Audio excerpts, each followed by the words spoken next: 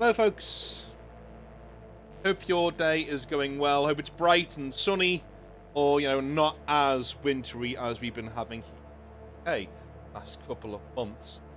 Let's jump right into Hobby Nightmares, shall we? Because our first one goes from 0 to 100 very, very quickly, and later on in this episode we will be seeing how One Games Workshop manager can absolutely tank a store within seconds of arriving on the premises. Jump in, shall we? Rob says, "Greetings, Sir Exile of the North. Rob again with another nightmare for you. Apologies again for the spelling and grammar errors. No problem. My nightmare is once again around 3rd and 4th edition. Once more, myself and my friend Joe were playing Terry and Paul, the antagonists from our last session. This time, it was a 4-way game free-for-all. At this stage, me and Joe had a much better grasp of the rules than we did in our last Hobby Nightmare. I think in your last one, there was a bit of a disagreement about rules, wasn't there? And Terry and Paul were kind of cheating. Or at least Terry was, I think. Yeah. I had 2,000 points of Ultramarines. Joe had 2,000 points of Dark Angels. Terry had 2,000 points of Eldar. And Paul had 2,000 points of Sisters of Battle. During the game, there were lots of shenanigans from Paul, as always, but we called out each rule and made sure the game was fair for everybody. Yeah, so it was Paul, not Terry. So Paul was the one who was doing the cheating last time, and of course he's getting up to his nonsense shenanigans once again. This one rule we called out ended up being the final straw for him. In his command unit, he had an Acolyte. This model would essentially do a lookout sir once a game. Fortunately, he reckoned it could be done each turn. After specifying my mouth, man. After specifying the rule several times, Paul got aggressive and very verbal, stating that we all had it in for him. Joe, Terry and me stated that he had misread the rule, that's all, but he had been cheating the entire game with his off-sounding rules.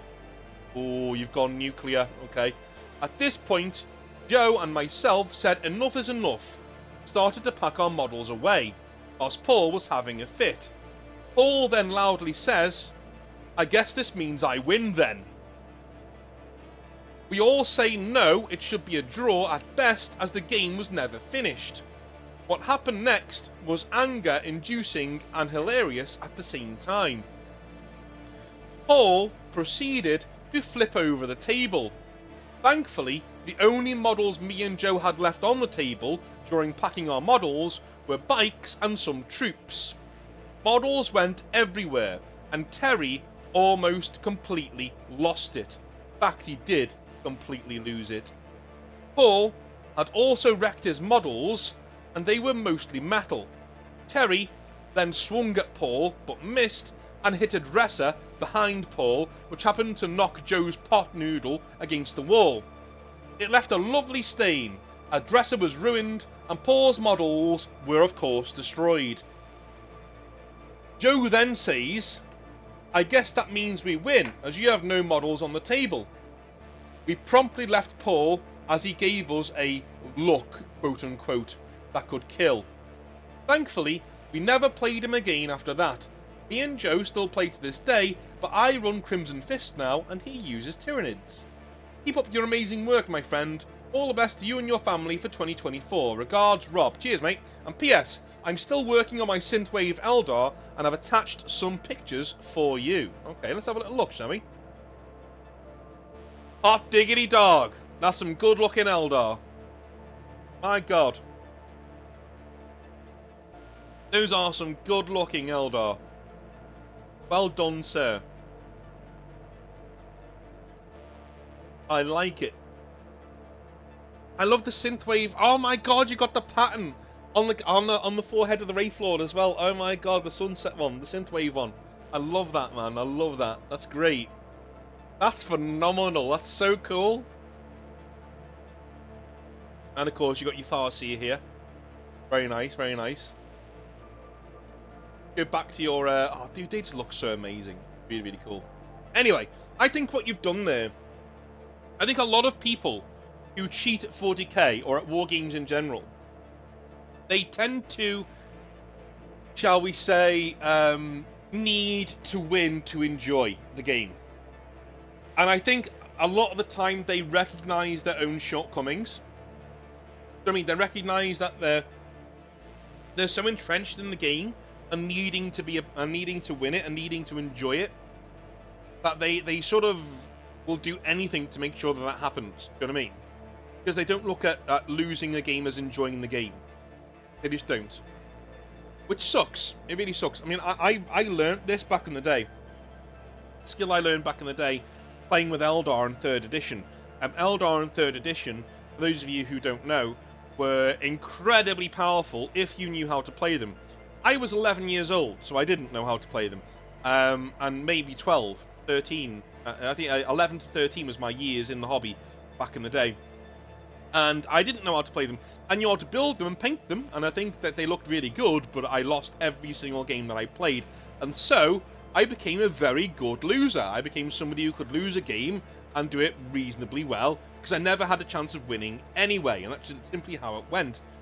I think people like this, the only way to really get them to change is to have a blowout moment like this. Hopefully Paul recognised his own behaviour and his own tells and was able to recover from this and still be a part of the hobby, but be a part of the hobby where he adds to it rather than takes away. I think being in a social group is amazing for curing people of maladies like this, because you're given a come to Jesus moment. You don't have a choice in the matter. You're literally given that come to Jesus moment of, hey, you've been a dick, an absolute dick, everybody has called you out, and now it's time to decide what you're going to do about it. A lot of people will carry on being a dick, and that's fine. That they can be removed from the hobby. They can be gate-kept away from everybody else, and they can be ostracised, and that's it. But there will be people out there, I've seen it happen, who have a come to Jesus moment, and they realise that either the hobby has to go, or, you know, their attitude has to go. One of the two. But they can't stay in it with their current attitude. And a lot of those people who are not given that choice stay in the hobby. A lot of them do, no? Anyway, moving on. Those models up there, they look absolutely fantastic. If you have any hobby nightmares, make sure you send them in to hobbynightmares@gmail.com. I'll be very glad to read them out as long as they fit a certain theme that I'm going for that week. I may move them up or down the schedule as per how it goes, right? Cool. In terms of sponsorships, we do have a new sponsor on the channel, and that will be going up probably Monday next week. We'll be starting with that new sponsor. We're carrying on with Composite Games. They're amazing people, so make sure you go and give them some love down below, and use the promo code Northern Exile to get yourself 5% off your order at checkout for any of your Warhammer needs. But there will be a painting service becoming part of the channel over the next week. I'm very, very, very excited to show you that. Because that guy did a model for me. I ordered a model, I used the service, and my god, am I happy with the model that I got. I can't wait to show it off. Monday next week is when I'm going to start doing it, so stay tuned for that. Let's jump in to our second hobby nightmare, and it's from Dale. And Dale says, "Hey North, thank you for all you do and all that good stuff." No worries, man. Loving the channel content recently, so please keep it up. This story comes from my local Games Workshop and can be seen as a bit of a slow burner, as it follows two separate managers, but it goes south relatively fast. The first manager is Dave, a long-time veteran of the 90s who managed the Games Workshop store around me for almost 2 decades, if I remember correctly, and I probably do not, to be fair. It was Dave who got me into the hobby, throwing the intro cinematic to Dawn of War on the TVs in the store as soon as it came out. He was really good at gauging what was happening in the real world and linking the hobby into it. The store was always super busy, and I remember many tournaments, events, and long painting sessions where we would sit at a table and go over the models we had bought or that we were needing for an upcoming event. Those were the best nights and days, sitting there as a teenager and listening to these grown men talking about life and the hobby. I learned a lot about what not to do by their stories of bad players they had come across in the past, and every time one of the youngsters did something cool, one of these hobby dads would call it out in a good way. Something like, and I quote, "Hey, let me just stop you for a sec there, bro. Have you seen the edge highlighting on this dude's model? Wow, that's really good. You keep at it, you're going to be an amazing painter." Unquote. That would be something we would hear almost every time we were in the store. But one person or another doing well in the hobby. That's good. I love that. I love hobby nurturers. Hobby nurturers are the best, dude. Absolutely amazing. Love it. And then there were the events. Massive narrative campaigns taking place across huge maps. The Warhammer Fantasy one is something I will always remember. We had an aged map that was made by soaking it in coffee of the setting with a twist. It was our local area, or at least what it would look like in the Warhammer world. An amazing campaign it was, seeing the battles taking place and the Games Workshop staff arriving on the tabletop with their named dragons to attack all sides at once. Some of the Christmas Eve events were actually magical. Like, I get a warm feeling in my chest just thinking about walking around the store as the dads made war upon each other. Don't get me wrong, we all got to play, and the older gentlemen in the store made sure we did get our time on the tables too. Everybody loved seeing the experienced players play, and one day I wanted to be one of them. That is the conveyor belt. That is an ideal conveyor belt. Got your older hobbyists there having a really good time. You're throwing dice, having a good time. They're nurturing people and making sure that they're being brought up properly in the hobby. The new people are getting their time on the table with the older guys around to bounce questions off of and to help them run the games and stuff. And eventually those younger people become the older people, bringing more people into the hobby. That's the conveyor belt. That's what you want to be doing. I have since left for university and never really looked back, taking a research position in my field as a full-time job after graduation. Lucky sod. I came back to my local store a few years ago to find that Dave was finally taking a step back from the store to work on his home painting business, which was taking off, which was fair. And we sat down and caught up over a cup of coffee in the store. He told me he feared for the store, as the culture at Games Workshop had changed. It had always been kind of corporate and cold, but a new wave of brown-nosing young managers had made their way through training and were gutting the way stores used to be run. He told me he had visited another Games Workshop in a neighbouring town just to be told after a while to buy something or leave, something that shocked him to the core. I told him things would be fine, and looked around the store at all the maps, terrain, and amazing game boards that were set up for the ongoing campaigns. These things were the main mode that new people got into the hobby with in the local area, spreading its coolness by way of osmosis and simply being around its good energy. There's no way a manager would be stupid enough to squash that. Dave was not convinced. I gave him a pat on the back and wished him well as I headed back to university for a bit after this, but told him I would be back in the first week of the new manager to see how things went. Dave also said he'd be around. As things happened, I ended up going back to the store on the first day of the new manager arriving. Okay, cool. Cool. The new manager, Jason, strode in on the first day with a haughty but flamboyant air. Nothing wrong with that, I thought. His first morning was spent with his trainer pulling apart the store, throwing the campaign boards, meticulously made by the local community, the maps, game boards, and everything into the skip out the back of the store. They did this in full view of everybody, and when a few of the veterans told them what those boards were for, Jason looked to his trainer, who nodded to him.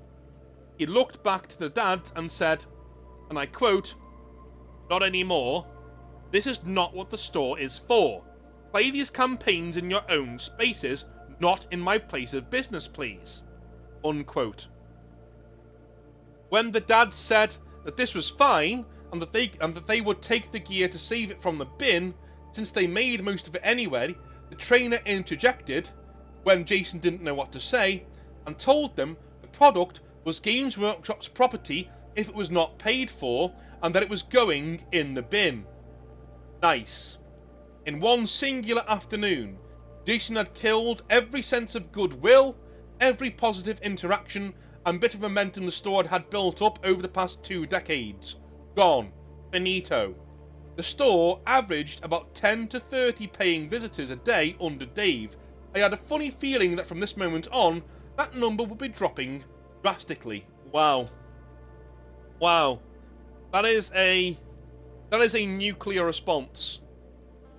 That is literally walking into a store and choosing violence. Yeah. I think what we're seeing here is an old school Warhammer store, like Games Workshop from the late 90s, early noughties, changing into what we have now. That's what we're seeing in this Hobby Nightmare. You know, you're basically seeing a lot of the lads listening to this will be like, yeah, that's basically my childhood. I'm seeing my childhood just rent apart and thrown to the wolves, essentially. And that's what we're seeing, unfortunately. Wow. Wow. Speaking of Dave, he walked in on that first day and took one look around the place near the end of the working day. He looked completely dejected and really quiet. The new manager treated him like a normal customer, even when he told him, "Hey, I used to run this store. How are you finding things?" Jason wouldn't speak to him about anything but selling him models. What a dickhead. What a dickhead. That's such a petty power move. Because he knows that's really awkward. You know what I mean? He knows him saying that to the manager is the ex-manager is really awkward. That's a power play. That's a power play. Yeah. Is there anything I can do for you? You know what I mean? That kind of a thing. What a dickhead. What a dickhead. Dave looked dejected and really upset. He spun on his heel and walked out. Don't blame him. I caught up to him, quickly packing up my paints after being told by Jason I'd need to book 40-minute painting slots from then on in if I wanted to come back. He just carried on talking at me as I was putting away my paints. It was too much, too rude, and I snapped. "Look, mate," I said, "I won't be coming back here at all, so you can piss off and go and back off so I can leave, alright? Cheers." Jason then proceeded to tell me I was not welcome back to the store thanks to my current behaviour. "I literally just told you I'm not coming back. Are you special or something?" I asked, before getting my stuff and heading out. I caught up to Dave, who was on his way to the bus stop, and asked him if instead of getting the peasant wagon home, I love it, instead of getting the peasant wagon home, if he wanted to grab a pint with me. Being a bearded dad wargamer, he of course was up for a hearty ale. We sat and talked about the store as it was, and then Dave told me, and I quote, "They would rather fail doing things their way than succeed doing things my way." We got 20 plus people in the store in a day. They will get under 10 and call it a success. Why?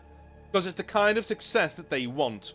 They don't want me anymore. They don't want old timers like me anymore. They don't want my kind of hobby anymore. And that's fine. I'm leaving at the right time. Unquote. Wow. That is a prescient manager right there. I still have not been able to put a better explanation of Games Workshop's attitude to their stores than that. If you like recruitment, that's fine.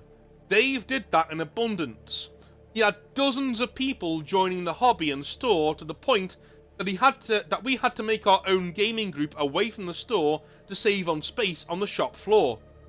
That many people were joining the hobby under Dave.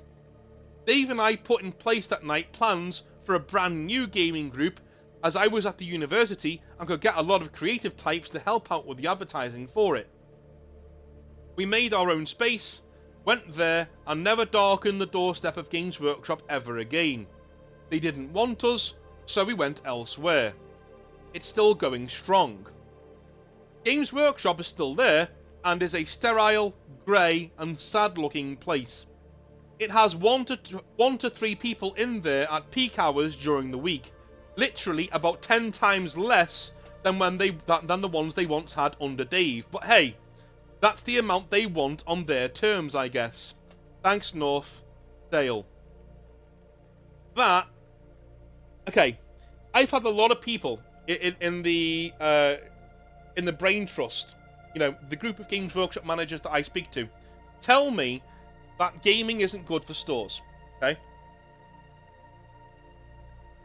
And I've had a lot of them tell me that it is good for stores if done in the right way. And I agree with the second type of Games Workshop manager, because the evidence is right there. How many hobby nightmares have we had of a similar ilk? Of a new Games Workshop manager being trained by a new Games Workshop going in and tanking a fucking store into the ground, where it's losing money hand over fist, right?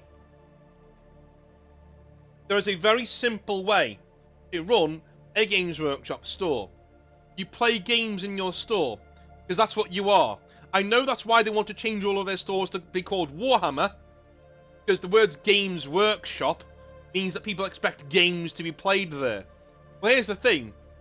If you run your Games Workshop in the proper way, if you have a good community in your store, a good group of people playing fun games that don't choke your store, they're off in a corner but they're having a serious amount of fun, people will want to be in the hobby via osmosis. It will spread around the store without you knowing. People will automatically want to be a part of your Games Workshop and your games. Put that table in the fucking front window. Put it there. Let people see folks having a good time at your Games Workshop. That's what I did. I put my gaming table right in front of the window. Right? It's out of the way. It's away from all of the stock. And people can see like 10 to 15 people of all different shapes, sizes, colours, creeds, laughing, joking, and having a good time together playing the hobby that I'm selling. That's how you do it. Your numbers will go up. Okay? Through sheer osmosis and curiosity, your numbers will go up. Especially if you have a good community. I do have another hobby nightmare for later on in the week, where we will see a bad community and somebody making the opposite argument of gaming being bad for stores. I can't wait to read that one. That's going to be very, very, very interesting. That one will be on Friday. But can't wait to get into that. That's going to be very, very, very, very, very good to go over. So, I love you all long time. I will speak to you then. Have a wonderful rest of your Monday. And I'll speak to you tomorrow, because tomorrow I should be doing a video with the Exalted Outer Circle, where we are going to be discussing, is Horus Heresy better than 40k or vice versa? Yeah, a conundrum. Speak to you tomorrow. Have a good one. Bye now.